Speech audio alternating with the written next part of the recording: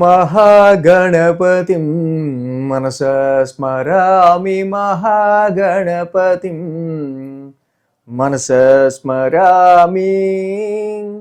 TR creations family అందరికీ నా హృదయపూర్వక ధన్యవాదాలు.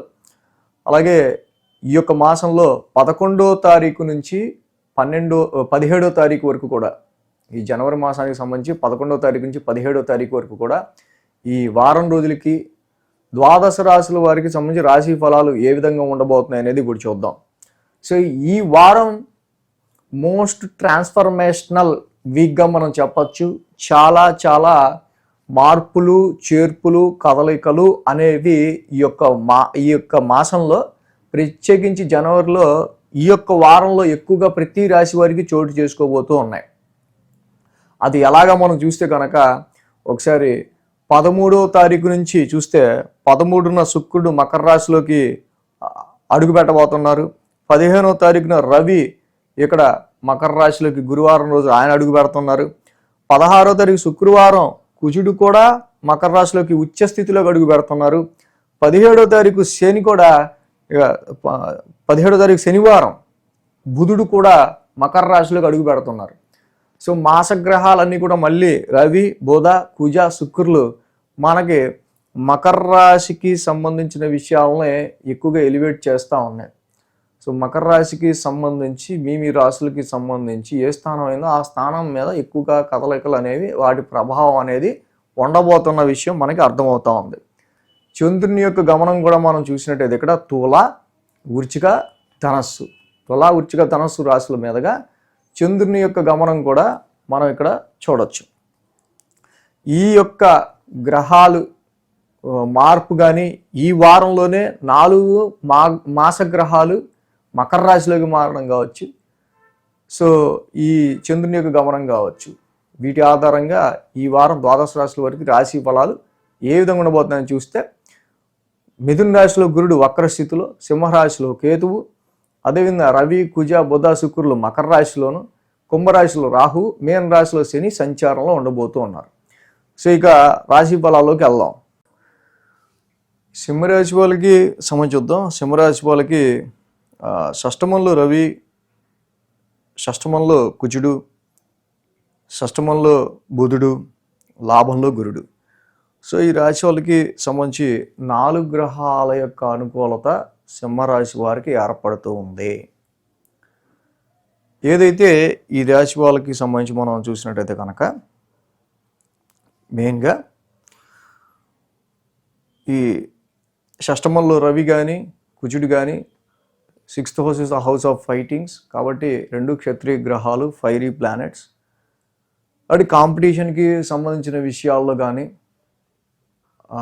ఎనీ డిస్ప్యూట్స్ అండ్ కన్ఫ్లిక్ట్స్, వివాదపరమైన విషయాల్లో కానీ, సో డెఫినెట్గా రవి కుజులు బాగా యోగిస్తారు కాబట్టి ఈ సమయంలో this combination is very good for defeating your enemies. శత్రువులపైన విజయాన్ని సాధించడానికి. శత్రువులు అంటే ఓన్లీ మనుషుల రూపంలోనే కాదు, ఆరోగ్య సమస్య అయినా, అప్పటి వరకు మీకు ఇబ్బంది పెడుతున్న ఏ సమస్య అయినా, అది ఆరోగ్యపరంగా వచ్చినా, మనుషుల రూపంలో వచ్చినా, ఏ పరంగా వచ్చినా కూడా ఈ రవి కుజుల యొక్క కంజంక్షన్ మంచి వారియర్ లాగా ఇక్కడ వీళ్ళిద్దరూ ఉపయోగపడతారు. కాబట్టి ఈ 6th హౌస్ ఆఫ్ ఫైటింగ్స్లో కంపల్సరీగా 2 యోగించడం వల్ల కోర్టు కేసెస్ కావచ్చు, ఇతరిత్ర ఎనీ డిస్ప్యూటేటివ్ మ్యాటర్స్ మీద మీకు పై చేయి సాధించడానికి ఈ సమయంలో చాలా వరకు సింహరాశి వాళ్ళకి ఈ గ్రహాలు అనుకూలిస్తున్నాయి.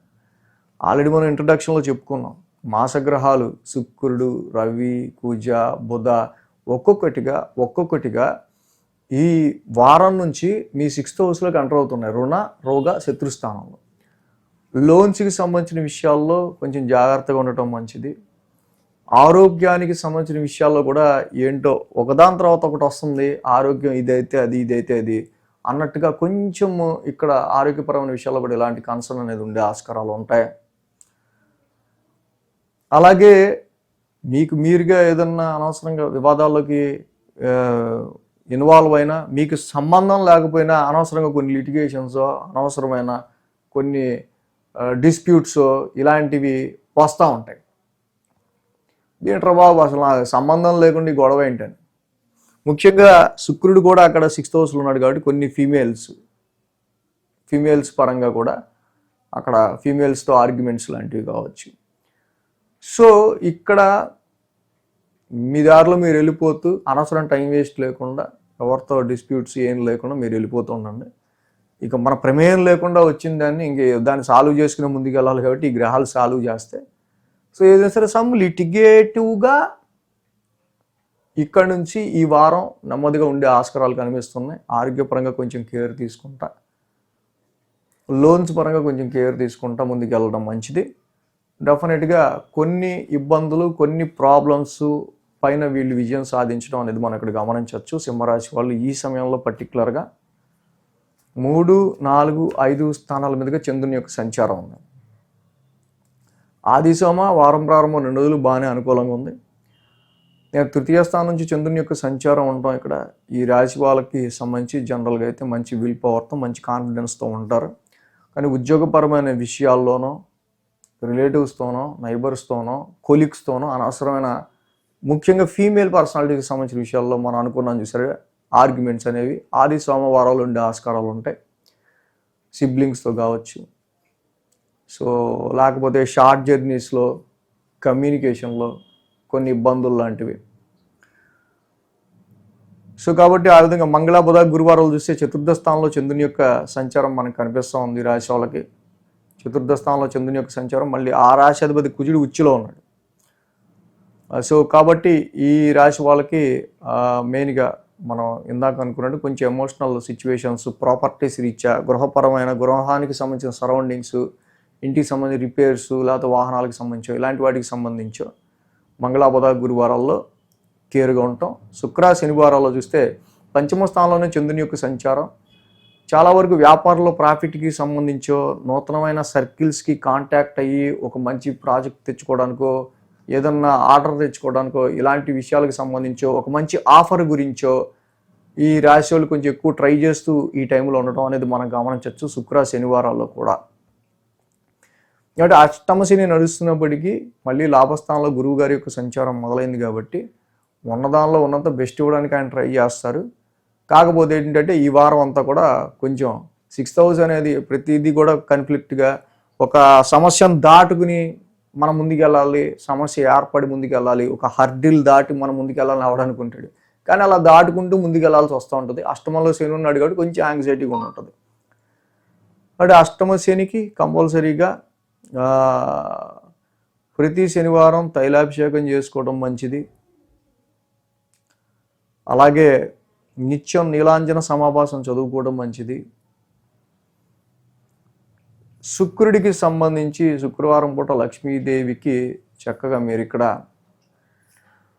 మల్లెపూల మాలతో అలంకరించుకొని శుక్రుడికి లక్ష్మీదేవికి అష్టోత్తరంతో పూజ చేసుకోవడం శుక్రవారం పూట చాలా మంచిది. హిమకుంద మృణాలాభం, నీలాంజన సమాభాసం ఈ 2 ఈ వారం మీకు చాలా మంచి ఫలితాన్ని అనేవి ఇస్తాయి.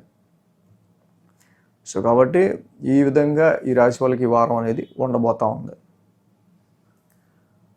ఈ వీడియో కనుక మీకు నచ్చినట్లయితే లైక్ చేయండి, షేర్ చేయండి. మరిన్ని అప్డేట్స్ కోసం సబ్స్క్రైబ్ చేయడం మాత్రం మర్చిపోకండి.